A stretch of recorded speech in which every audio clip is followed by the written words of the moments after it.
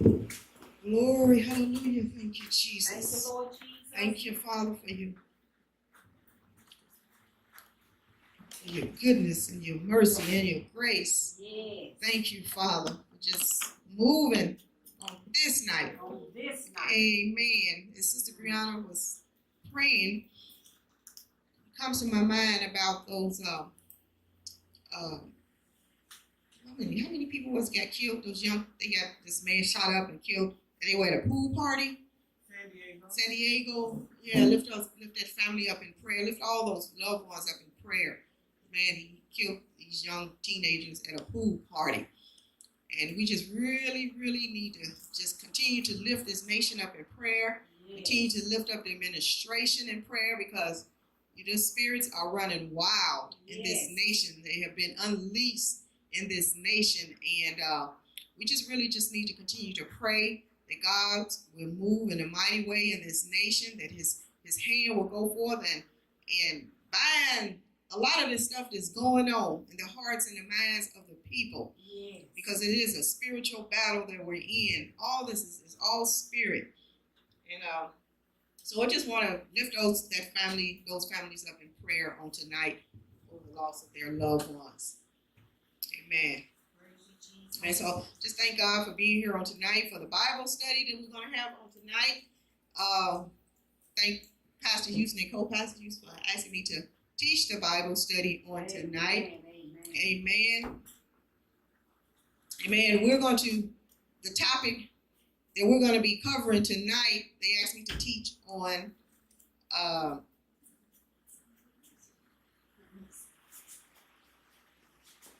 amen. They asked me to teach on everyday living. Everyday living. So that covers a lot. That is a broad subject. So what we're going to be talking about in everyday living is we're going to start at the commandments. We're going to ask you all to turn to, in your Bible, to Mark. We're going to be coming from Mark, the 12th chapter. It's talking about, the topic is how to treat others. So we're coming from Mark, the 12th chapter.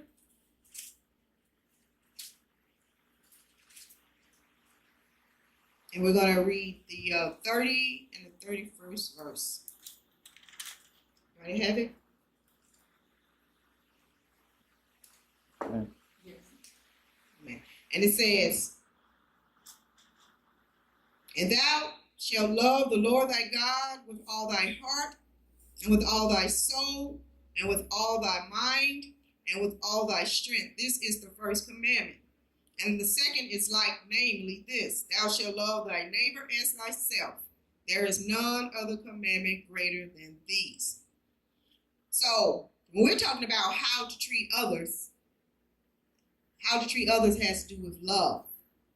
And we cannot treat others right if we don't have love for them.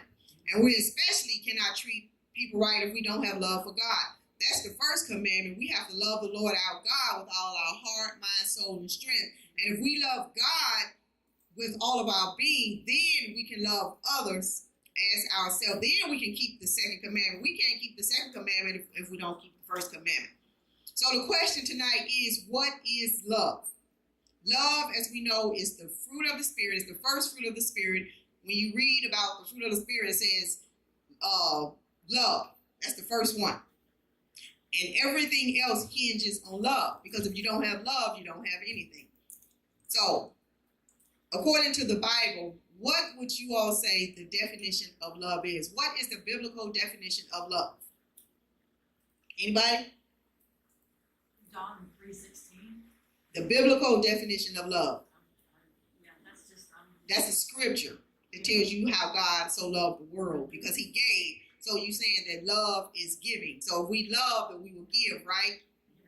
I think action. It says Corinthians, right, where it describes what love is. Love was taught charity. Love is kind. Love is strong. Love is puffed up. Right. That tells us what love is. So not taking but giving. It's giving. Right. Of your resources mm-hmm. that someone else can benefit from. Right. Love. Right, Through you. right. So, what were you saying? It's not puffed up. It's like you love multitude of faults and so Mhm. forth. Love covers a multitude of faults. So when you say love is not puffed up, that means love does not have pride, right? Love is not prideful, because when you are prideful, you're thinking about yourself. You're not thinking about anybody else. You're thinking about yourself, your needs, your wants, your desires. It's all about you. It's all about what I can give from somebody else, not what they can give to what I can give to them. So love is not puffed up. We don't have a lot of vanity when we have love. So is the biblical definition of love, is that based on a feeling? Is it based on how we feel? Shouldn't be based on how you feel. Because the Bible definition of love is not how we would have love, like if you have love, husband and wife love, or you may have love toward a friend. That is sometimes with husband and wife, that is based on a feeling, how you feel in the beginning.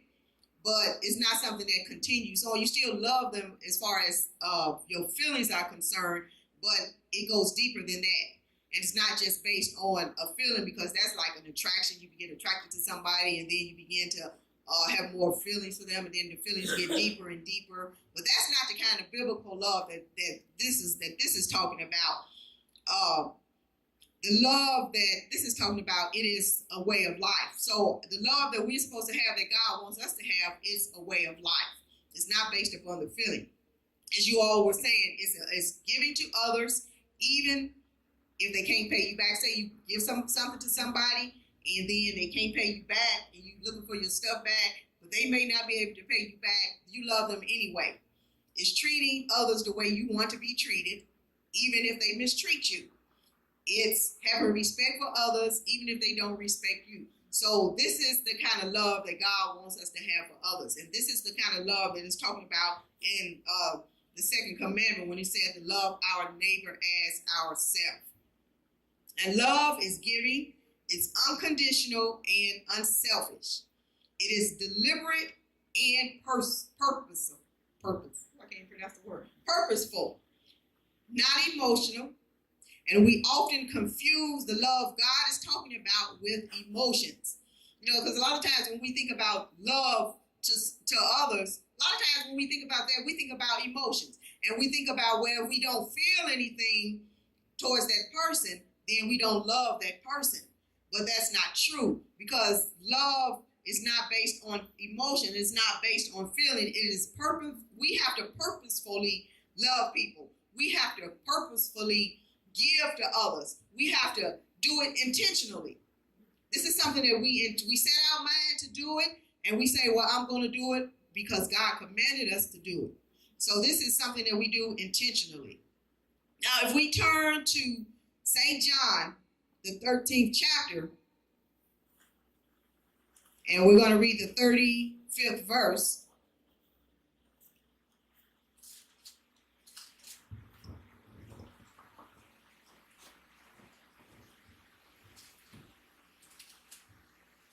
It says, by this shall all men know that you are my disciples, if you have love one to another. So this is how people know that we are the disciples of Christ, right?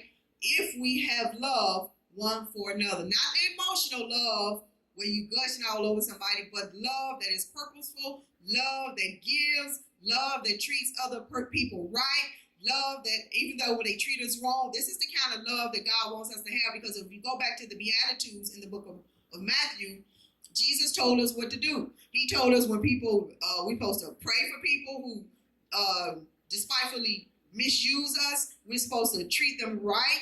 We're not supposed to try to get back at them, because the Bible says vengeance is mine. So we don't try to hurt people when they hurt us. We don't try to retaliate when people do things to us. What we're supposed to do, we're supposed to pray for them. And we're supposed to ask God to bless them. We're supposed to ask God to help them. Going back to that, John 13. Okay. John 13 chapter. In the 34th verse, I think that's important to highlight that. Okay. Because if you read that, it says that a new commandment I give unto you. So this is a new commandment Mm-hmm. that Jesus gave unto us, Mm-hmm. that we love one another as I have loved you, that ye also might love one another. So Jesus gave us a new commandment. Right, a new commandment. Yes. Because in the Old Testament, during Old Testament times, the commandment was an eye for an eye, tooth for a tooth. Basically, if somebody did something to you, you could do something back. If somebody hurt you, you can hurt them back. If somebody stole from you, you can steal back. You were able to get back. They had to give back whatever it was that they took, and sometimes they had to even give back more. So, like I said, this is a new commandment that He has given unto us, that we love one another. Say, as I have loved you, that ye also love one another. Now, when we're talking about when Jesus says to love your neighbor as yourself, who is our neighbor? Who is our neighbor? Is our neighbor the person that lives next door to us, or the person that maybe live above us, or the person that lives across the street from us? Who is our neighbor, and how do we define who our neighbor is? Who we consider to be our neighbor? The ones that we love with God's purpose and that we love as ourselves. Anyone we reach out to with God's love, Mm-hmm. I think, is my neighbor. Is your neighbor. Okay. Anybody else? Okay. And that's exactly right. Anybody that needs our help, that's the person that's our neighbor. Because you know the story about the Good Samaritan. He was on the road to Damascus. He was on the road, and he got beat up by thieves, and they robbed him. They beat him up, and they left him for half dead.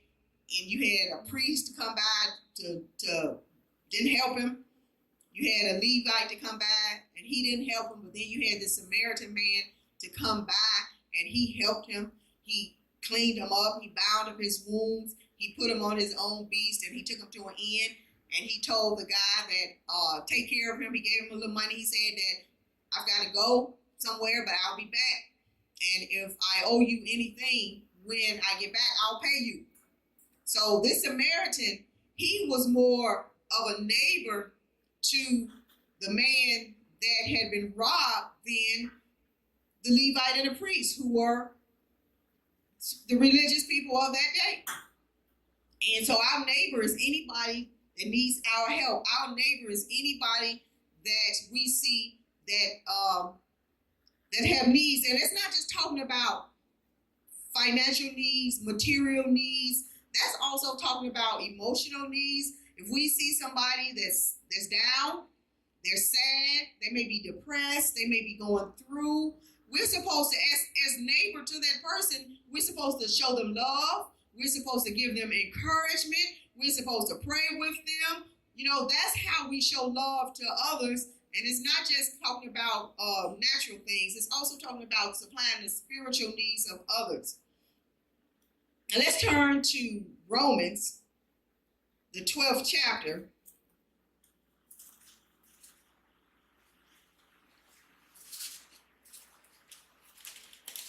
And we're going to read the 10th verse. And we're talking about how to treat others. That's the subject on tonight, how to treat others. And we cannot treat others right if we don't follow the first commandment of God. We cannot love our neighbors as ourselves if we don't even love God. So the 12th chapter and the 9th and the 10th verse, and it says, let love be without dissimulation. Abhor that which is evil. Cleave to that which is good. Be kindly affectionate one to another with brotherly love, in honor, preferring one another. Then I'm going to read the 13th to the 21st verse, but it says, distributing to the necessity of saints, giving to hospitality, bless them which persecute you, bless and curse not, rejoice with them that do rejoice, and weep with them that weep. Be of the same mind one toward another. Mind not high things, but condescend to men of low estate. Be not wise in your own conceits. recompense to no man evil for evil, provide things honest in the sight of all men, if it be possible, as much as lieth in you, live peaceably with all men. Dearly beloved, avenge not yourselves, but rather give place unto wrath, for it is written, vengeance is mine, I will repay, saith the Lord. Therefore, if thine enemy hunger, feed him. If he thirst, give him drink. For in so doing thou shalt heap coals of fire on his head. Be not overcome of evil, but overcome evil with good. So this is also talking about love. It's talking about how we're supposed to treat people, how we're supposed to treat our neighbors, how we're supposed to treat people on our job, how we're just supposed to treat people in general. It says, cleave to that which is good. Be kindly affectionate one to another with brotherly love, with brotherly kindness, with charity, giving of ourselves, helping people when they're in need. This is how we're supposed to treat others. It says that distributing to the necessity of saints, giving to hospitality. So if somebody needed to come, somebody was coming out of town and they needed a place to stay, we're supposed to open up our doors to them. We're not supposed to say, well, go to a hotel. You know, if they would like, we're supposed to allow them to come and stay in our homes, or if somebody come to visit during the day, we're supposed to be hospitable to them. So we all know what that means, to show hospitality to someone. We're supposed to bless them which persecute us. Bless and curse not, because that's what it says in the Beatitudes. That's what Jesus said. We're supposed to bless those that mistreat us, as I was saying earlier. Bless people who talk about us. Bless people who curse us. Bless people. We're supposed to bless them, not curse them. Because the scripture says, and one scripture says, because if we do that, we heap coals of fire upon their heads. Not that we're doing it so that they can't be punished by God, because we're supposed to be prayerful to them, and we're supposed to pray, and we're supposed to ask God to really deliver them. We're supposed to I wouldn't say so much as have pity upon them, but because we know the state that they're in. We know that they need God. We know that without God, we know that they're going to perish. We know that if they don't get themselves right, then they're going to go to hell, and we're supposed to have that much love for them that we don't want to see that happen to people. Anybody have any questions? Anybody have a comment? Yes, love one another. Love one another. That's right. Love one another. And also we said we're supposed to rejoice with them that rejoice, and weep with them that weep. So when God bless people with things, we should be happy for them. We should be happy that God has blessed them, not look at them and say, well, why did they get that? Well, why did God bless them with that? Well, I didn't get that, and God didn't give me anything. That's not being rejoiceful, and that's not treating people the way we want to be people. Because when God bless us, we want people to rejoice with us. We want people to be happy for us. We get a new job. We want people to be happy that we've got a new job. We get a promotion, whatever it is that God bless us with. We want people to rejoice with us. So we need to treat people the way we want people to treat us. We're not complacent, just happy being in one place from a blessing. We're to pray without ceasing. That's right. We're supposed to pray without ceasing. Okay. So now let's look at the 13th chapter, and we're going to look at the 9th and the 10th verse. It says, for this, thou shalt not commit adultery, thou shalt not kill, thou shalt not steal, thou shalt not bear false witness, thou shalt not covet. And if there be any other commandment, it is briefly comprehended in this saying, thou shalt love thy neighbor as thyself. Love worketh no ill to his neighbor, therefore love is the fulfilling of the law. So if we love our neighbors as ourselves, if we treat our neighbors the way we want to be treated, if we know how to treat others, then we're not going to commit adultery because we love people. We're not going to kill. We're not going to steal. We're not going to do anything that's going to cause harm to somebody else. And this is how we show love to others. We're not going to do anything that will cause harm to others. We're not going to say anything out of our mouth that's going to hurt them verbally. We're not going to do those things, because a lot of times when it talks about kill, it's not just always talking about killing somebody physically, because we can kill people with our words. We can kill people with our mouth. The things that we say can really cause harm to others. And when we have love to others, we're not going to do that. Now let's go to Ephesians, the 4th chapter.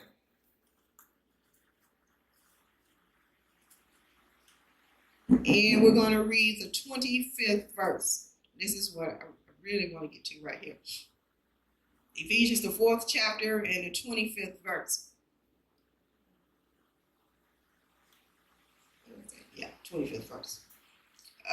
It says, wherefore, putting away lying, speak every man truth with his neighbor, for we are members one of another. And what does that say? Speak what? Speak truth with his neighbor. God commands us to speak truth. It says, putting away lying. Speak truth with his neighbor. And we have got to speak the truth in love. If you look at the 15th verse, it tells us to speak the truth in love. And sometimes people will say, well, I don't want to hurt their feelings. But if we don't tell them the truth, then we're not showing love to them. Because when you lie to a person, then you're being deceitful and you're being dishonest, and that's not showing love. When we speak, even though it might hurt them, but if we learn how to speak the truth in love, then we will speak the truth in a way that hopefully will not cause them any kind of damage, because we will know how to, when it says season our words with grace. That's what the scripture says. We got to learn how to season our words with grace. All right, and then Pastor Richmond, that's sometimes that could be really, really hard in dealing with in the ministry. When you know truth, yeah, and you know somebody else is walking in error, you want to be able to show that in love. And I think that's a real problem, and that's explaining why we have so many denominations, people walking in error, because oftentimes we will not speak truth. that's right. We see they're walking in error and they fail to understand scriptures. And God is saying, you speak truth. You do it in love. You show them a more perfect way. Just like Priscilla and Aquila, Right. who poured Apollo aside to show him a more perfect way. Right. We must be able to have that desire and that willingness to do that, because a lot of people are walking in error. And so when you take that verse right there, that's a lot of meat to that. Speak truth. And this is why we have so much division within the church now, because oftentimes we don't speak that type truth. Right. You know, some people think you can go to church on Sunday and go do whatever you want to after the church. That's right. You got to be able to speak truth That's and right. love That's right. in that process there. I just That's, wanted to interject that, because I don't know if you was going to belabor that tonight. No, I wasn't going to, but I know. thank you for bringing that point. but that's so true.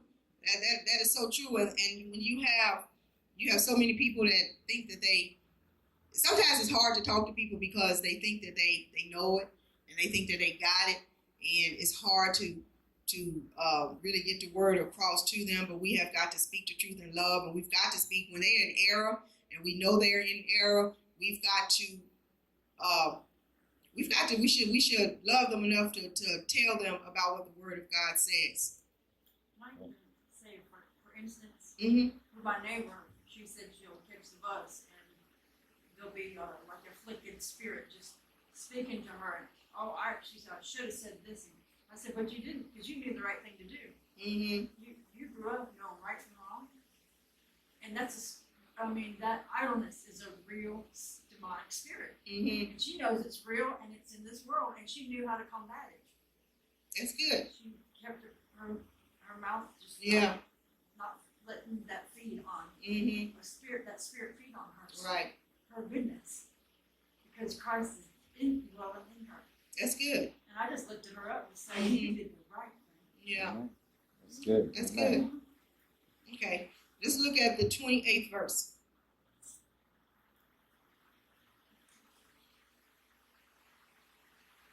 Okay, we're going to start at the 26th verse. Be ye angry and sin not. Let not the sun go down upon your wrath, neither give place to the devil. Let him that stole steal no more, but rather let him labor, working with his hands the thing which is good, that he may have to give to him that needeth. Let no corrupt communication proceed out of your mouth, but that which is good to the use of edifying, that it may minister grace unto the hearers. And grieve not the Holy Spirit of God, whereby ye are sealed unto the day of redemption. Let all bitterness and wrath and anger and clamor and evil speaking be put away from you with all malice. And be ye kind one to another, tender-hearted, forgiving one another, even as God for Christ's sake has forgiven you. So we're gonna deal with that right here, 31 and 32.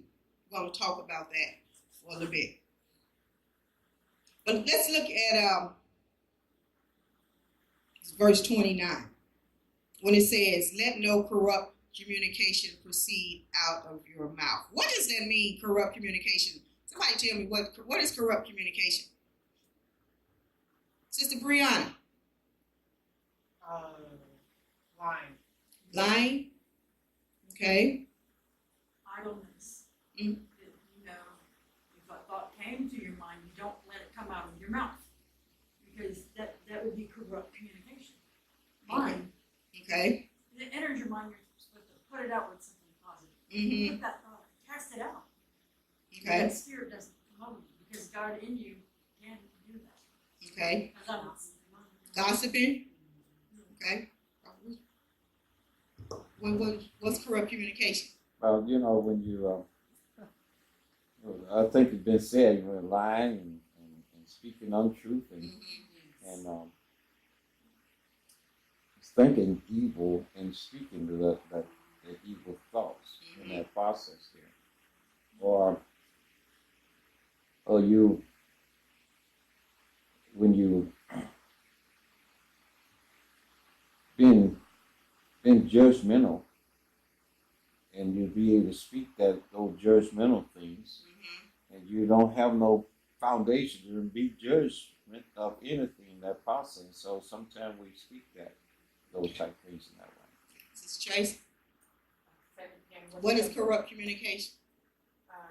Corrupt communication is where you are talking of ungodly things. Mm-hmm. Okay. And your mind is focused on like corrupting things, turning things from the way God can have. You just want it to totally go down to an evil level, poor level, or a mean level, or abusive level. Okay. So sometimes people look at that verse, corrupt communication, they think it just means cursing, right? They think it just means swearing. But that's not what that means when it talks about corrupt communication. He said, "Do not let it proceed out of our mouth." You know, and I'd just like to add this: a lot of corrupt communication goes on daily when we talk about the president of the United States or the members of the House and the Senate. I mean, it's just so much corrupt communication without any foundation, and it's just designed to create chaos. Chaos. Yes. Amen. Amen. But so the words that we're supposed to speak words that edify. We're supposed to speak words that build up. We're supposed to speak words, good words. These are the words and stuff that's supposed to come out of our mouth. It says so that it may minister grace unto the hearer, so that it may help someone, not pull them down. So when we look at verse 31, it says, "Let all bitterness," we deal with each word separately. Bitterness. It says all bitterness. Not some, but every bit of it. So what would you say bitterness is? I'll give you all the definition. Bitterness is a state of mind. It happens when a person becomes displeased with someone or something.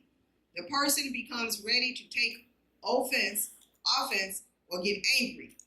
And bitterness is something that don't happen overnight. It's something that it happens over time.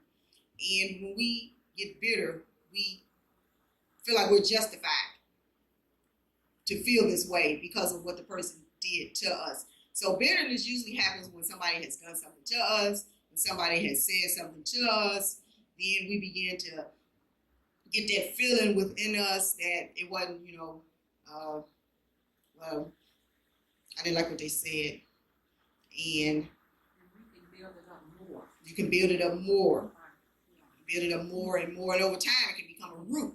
Yes. Right, and when it's really hard to get up when it becomes a root of bitterness.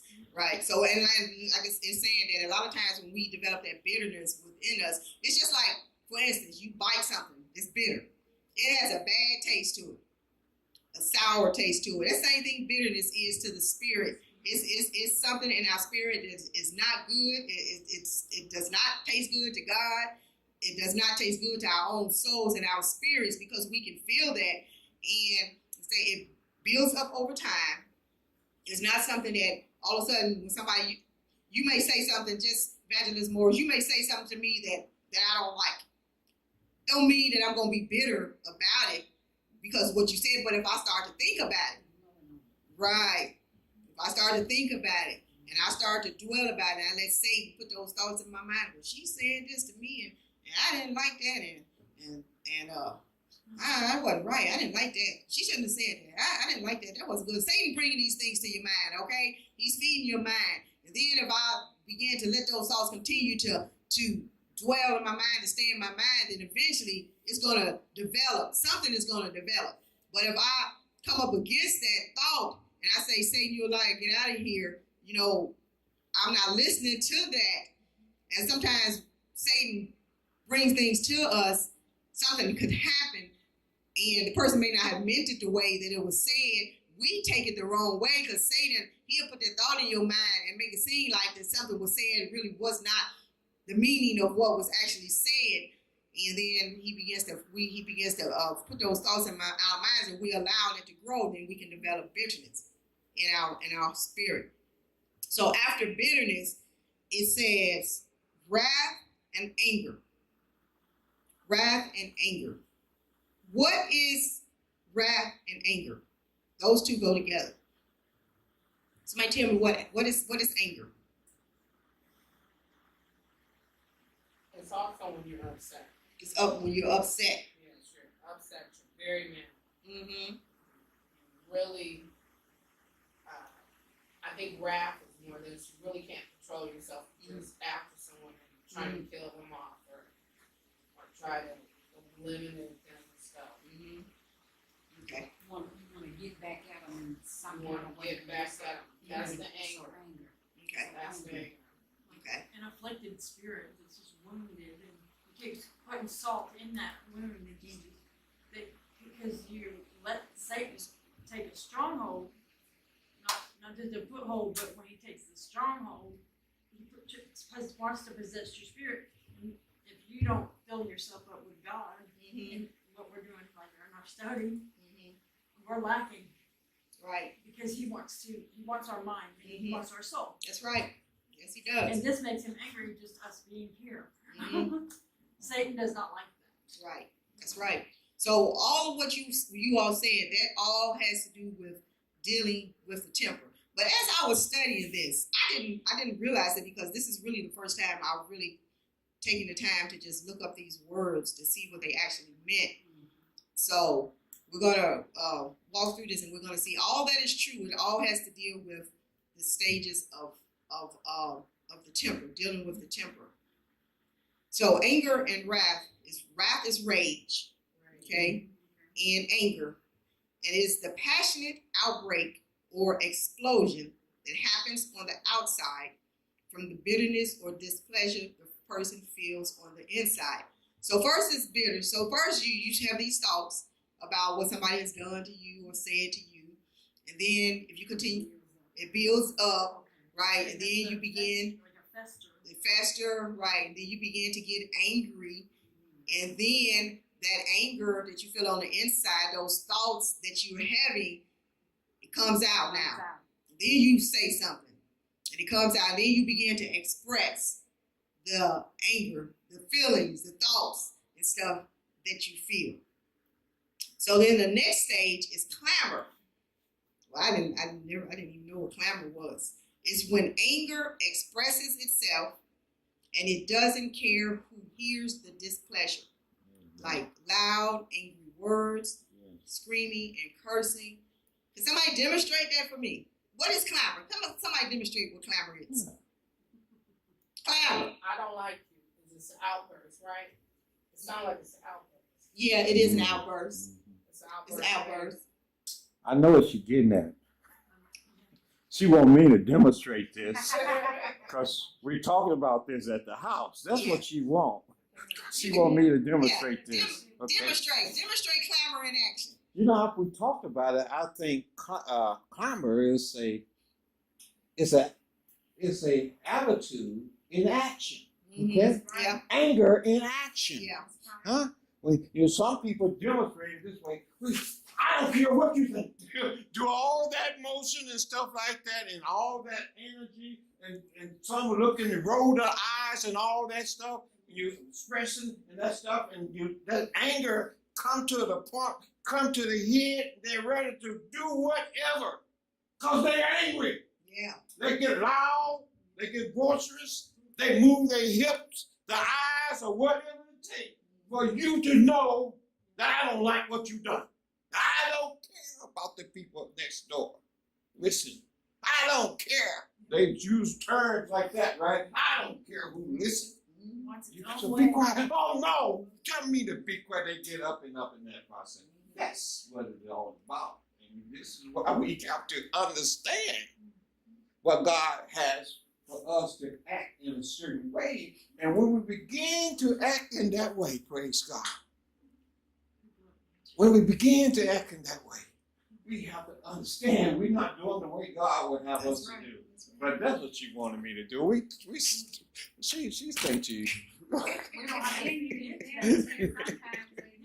They can be angry, and they do it in a different way according to the setting. Mm-hmm. Because I was in church one time, Okay. and this young man got angry. He literally jumped up and asked the preacher, "You talking to me? Mm-hmm. You saying something to me?" Mm-hmm. And then he said, Mm-hmm. Well, that's clamor. Yes, sir. he got You angry. get angry, yeah. And then the different one was trying to just say, "Come on, Yeah. sit Yeah. down, sit down." No, I want to know if he talking to me. Yeah. You got something to say to me? Say it to me. Yeah. Yeah. Everybody expressing it Yeah. differently. He didn't do no rolling eyes. You Yeah. know, we all do it differently. Yeah. Being angry. Yeah. He just pointed at the preacher and said, "Are you talking to me?" Yeah. Oh, man. But when they tried to calm him down, he didn't want to calm He didn't down. want to calm Yeah. down. And I know, I'm sure everybody in here has been in that state of clamor. I know I have. I know. I don't care what you saying. I I don't care who's next door. I don't care who's over here. I don't care who's on. I don't care. I'm going to say it, and I'm going to say it loud. I've been there. No, I'm sure everybody has been there and has done. Maybe not my husband. Now, let me share this one though. But I know I have. I've been there. I've done it. Let me share this. This is when I was in the service. I will share this. This is when I was in the service, and I used to work equal opportunity, human relations, and so this was during a time frame when a lot of things was going on during the 70s, during that time frame within our military base, and so we sitting around, talking about the conditions, as about what's going on, and then I know different commanders, they were not taking the necessary action, and I said, "But what is it going to take? What is it going to take to turn this around?" And so what I did, I got up on one chair. I said, "No, do we have to get it right to this high?" Then I got up on the table to express this outrage, as to what was going on. And the colonel said, "You need to get down off that table." But that's yeah, That's right. yeah, because I was upset. Yeah. People was being mistreated. Discrimination was real, and they were failing to take the necessary action in this process. And we were responsible to be able to go to those commanders and say what needs to be said. And then I have a colonel that I'm working for that failed to want to do what he's supposed to do. So I let him know. So what ended up happening, that colonel found out he needed to get out of there. Because the people up there, the generals, didn't want those racial incidents to continue to happen on the base. I'll just share that with you. The anger, sometimes, Huh? No, you can't. You're not in a No. thinking mode. No, you're I not. think I was thinking All though. on your mind, all in your mind is what that situation is. Right. You're not thinking about the consequences. You're That's not right. thinking about nobody That's around right. you. That's right. You're not thinking about you're gonna have regrets. You're not thinking about being shamed. That's But right. once you calm down and all that stuff come to you, and Mm-hmm. then you gotta end up apologizing. You gotta go through all these mental changes. That's right. And then there's somebody gonna always be there that's not gonna want to forgive you. Yeah. Somebody's gonna be bold to say, "Well, you meant what you said, so get out of my face." Mm-hmm. You know, so you're Right. stuck with a lot of regret. Right. That's I right. guess it wasn't clamor then. It was decisive action, direct action on my part. Spiritual warfare where in the time where the man was receiving it from the Holy Ghost of Jesus, and he stood up and received it and was shouting out loud, I know I'm wrong. He was saying by that action that he took standing up, like Sister was saying, I know I'm wrong. They said anger will say out loud. And anger will come out in a tone. Mm-hmm. And it would say, I know I was wrong. And it will come out in anger. Mm-hmm. A spirit. Yes, and that spirit. was real spiritual warfare, what she described that Mhm. happened in that church. I've never heard an expression to describe Mm-hmm. that in a very good kind of description. Or how Yeah. say. Yeah. So that's why the Word of God tells us to not have bitterness, wrath, and anger, clamor, and the next one is, so when you're in the state, first you have bitterness, which turns into wrath and anger, and then when that festers, and then you let it come out, you clamor, you don't care who's around, you say anything, and then, so after that, the next thing is evil speaking or slander. And this is talking bad about someone, mentioning the faults of absent persons to build a case for ourselves against the other person. Often these are untruths, or we stretch the truth, or only give just enough information. So this is, so after you're angry, and now you're clamor, you're talking loud and boisterous, and you don't care who's around, who hears you, then that can turn into evil speaking. Okay, you said that when you was getting the definition of that, you said stretch the truth. Well, that means you finna start lying. That's right. That's right. You're gonna start lying. Because Yeah. you're so mad, you're gonna add to it Yeah. whatever the situation is, and it's not even the truth. Mm-hmm. Because you're so angry to get back at whatever the situation is. Right. And you're trying to get other people to be on your side, so you don't care what it is that you have to say in order to get people to know that you're right and the other person is wrong. And Yeah, I was saying that spirit speaks out of turn.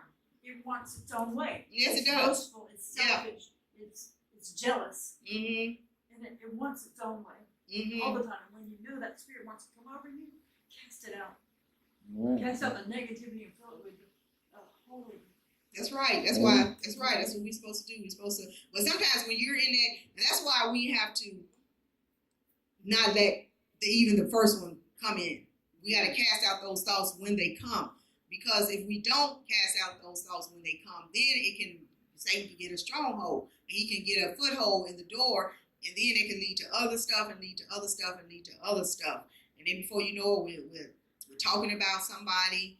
We're putting somebody down. We're trying to get. Hey, let me call up somebody on the phone. Let me tell you what such and such and such and such did. This is what they said, and this is what happened to me. And you might not be telling the whole thing. You're only telling your side of the story. Like they say, you're only telling your version of the story. They say it's 2 sides to every story, or 3 sides to every story. Your side, my side, and the truth. You all heard that before. The truth is in there somewhere. Yeah. So then the next thing after that, we get malice.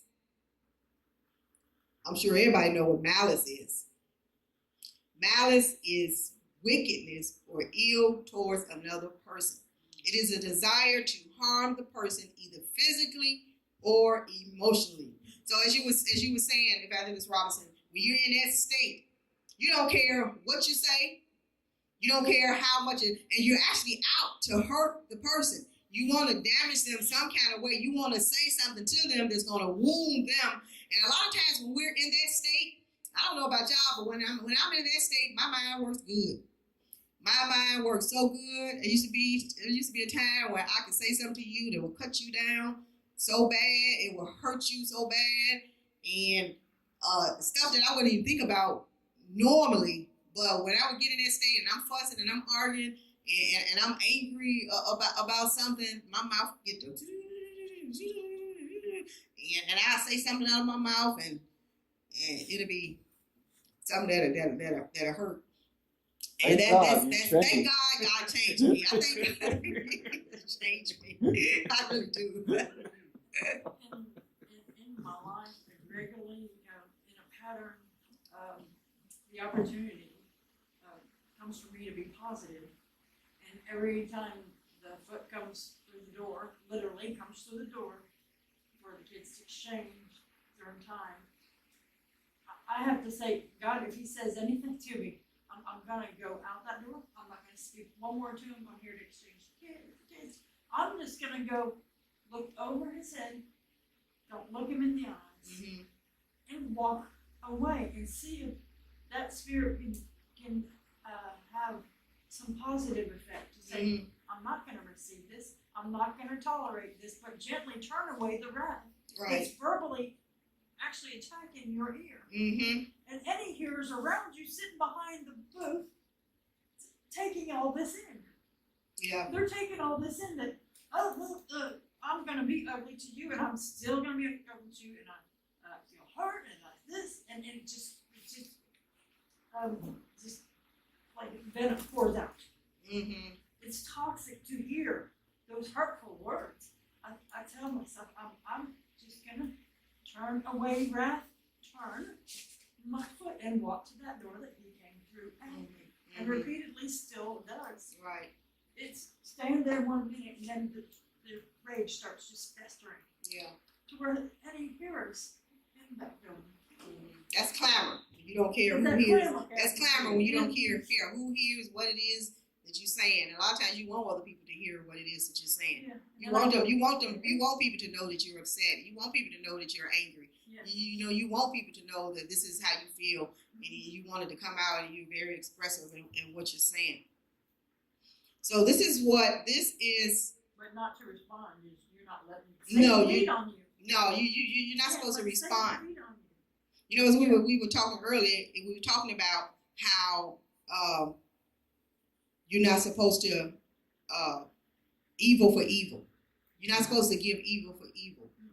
We have to show love. Even when people hurt us, we've got to show love. Even when people misuse us, mistreat us, say bad things to us, we've got to show love to that person because God showed love to us and He died for us. So we've got to show the same kind of love to them that God showed to us because none of us.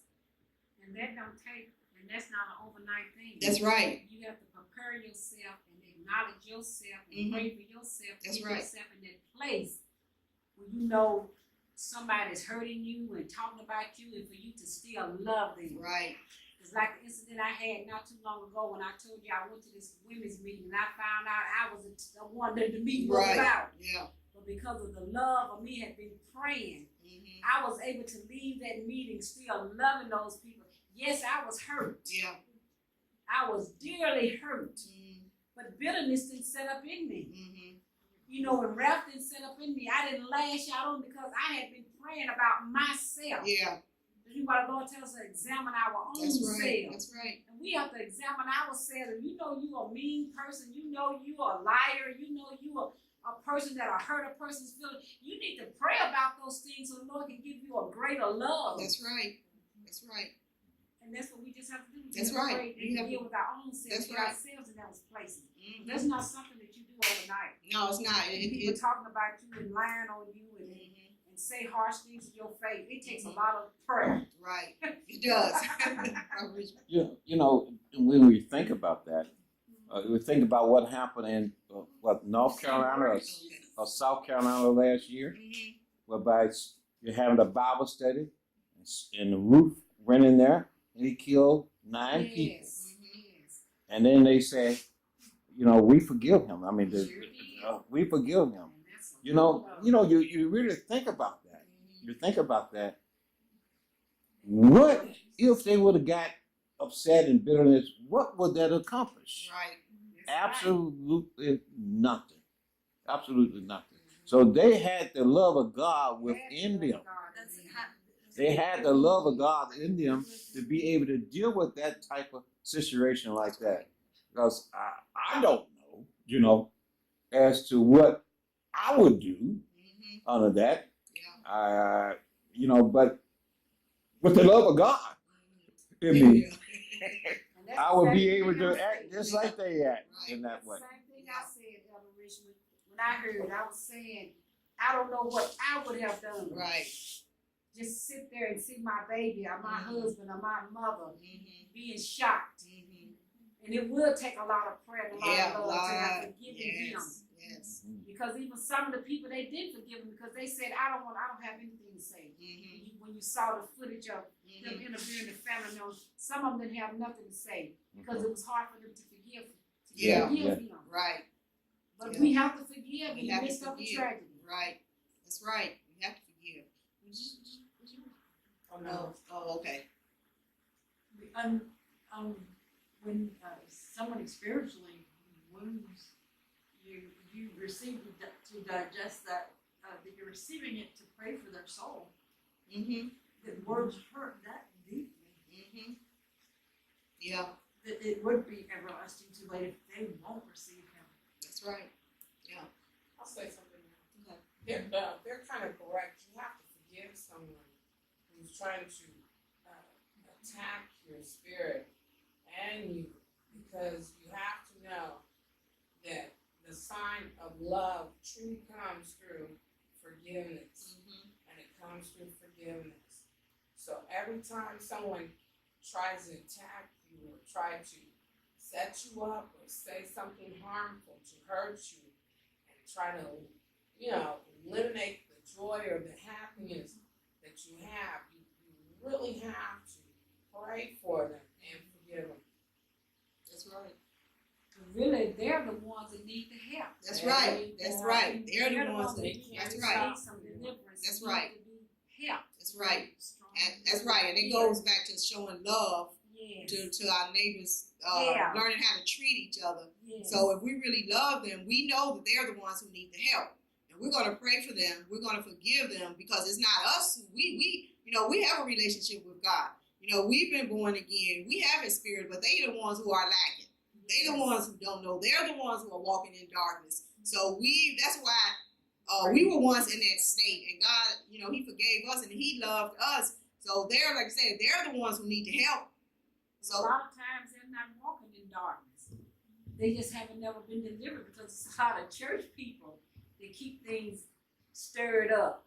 And they just need to be delivered from those spirits if they acknowledge that they need the help. Because a lot of times people just don't want to give up the things that they're doing. Yes, no, they don't. They don't. Yeah, a lot of times people don't want to give up what they're doing. Yeah. Okay. Let's look at verse 32. And it says, and be ye kind one to another, tender-hearted, forgiving one another, even as God for Christ's sake hath forgiven you. So after Paul talked about all of that, he talked about anger, and he talked about everything, how we are supposed to treat each other. We're supposed to be kind one to another, which is courteous to each other. We're supposed to be tender-hearted, which is sympathetic. And as you all were saying, we have got to forgive. And that sometimes that is not always easy. Forgiving somebody is not always easy. We have got to really pray and ask God to help us to forgive, to help us to get over what somebody has done to us or said to us, because it's an emotional wound. Yes. And that can keep coming up, and it's something that we have to ask God to heal us. We have to ask Him to heal the hurt, because Satan will keep, he'll keep trying to pour salt in that wound. He'll keep, something may happen, and then you remember what somebody said to you or done to you, and then you dredge all that stuff back up in your mind, and then the incident comes up in your mind again, and all the feelings that were there, it comes up again, and now you start thinking about it, and then you're getting angry about it, and upset about what somebody did to you, or what somebody said to you, and then you have to pray, God, help me to forgive. Help me to forgive this person and treat this person the way you would want, the way I would want to be treated. I believe that's when like you said, that's when the forgiving spirit is down on the inside of you. Yeah. So when those things come up again, you got to cry out. Yeah. Lord, help me. That's right. The enemy trying to bring Sister Richmond back to me when she called me ugly and fat. Yeah. And I'm going through all of these changes. Yeah. But because I got that forgiving spirit inside of me, and I just said, Lord, help me. Yeah. Help me not to dwell on that. She didn't mean, we got to talk the positive things. Right. That's right. Instead of the negative thing, because you keep on dwelling on it's going to be building up. And you said, well, she was right, I am 500 pounds. Yeah. Why would she say that to me? When she 400 pounds, you're going to go through all these mental changes. That's right. That's right. Yeah, that's right. And it's a process. Yes, And it says, the scripture says, and be ye. So be is to become. So it says become kind to one another. Become tenderhearted. Become forgiving to one another. And this is goes back, if we look in the 23rd verse of Ephesians, the 4th chapter, and it says, be renewed in the spirit of your mind. Yes. And that you put on the new man, which after God is created in righteousness and true holiness. So we have to every day put on the mind of Christ. And when we wake up, Like it said, like it said right there, renew our minds. Renew our minds. Yeah. Thinking new thoughts. That's new right. things, yeah. That's right. Not dwelling on the old and in the past. It don't even have to be the past. It could be something that happened that morning or something happened that night. That's right. That's right. That's what we have to do every day. We have to die to our flesh daily. We have to kill this flesh daily. We've got to, we say, gird up the loins of our minds. We've got to do this, and we've got to put off the works of the flesh. And we've got to renew, we've got to let the Spirit of God dwell in us. And this is how we can come to love our neighbors as ourselves. This is how we keep the second commandment, to love everybody the way God would have us to love everybody. I have to say, I have to praise God for the salt in the wound. It was comments coming at me. Enough forgiveness lived in me and is being strengthened in me. I said, let me get the door for you. And love being an action word. Only God could give me the words to say, you have no thing stirring in to give feedback and let him feed on. Just encouraged in my spirit. So I walked. Like an action word is to walk to the door, do something, give of your time, give that door Right. open, release something. Jesus, I just opened that door. They walked that way, I walked to That's my right. car. Yeah. And I said, oh, it was some peace that was a restoration to me.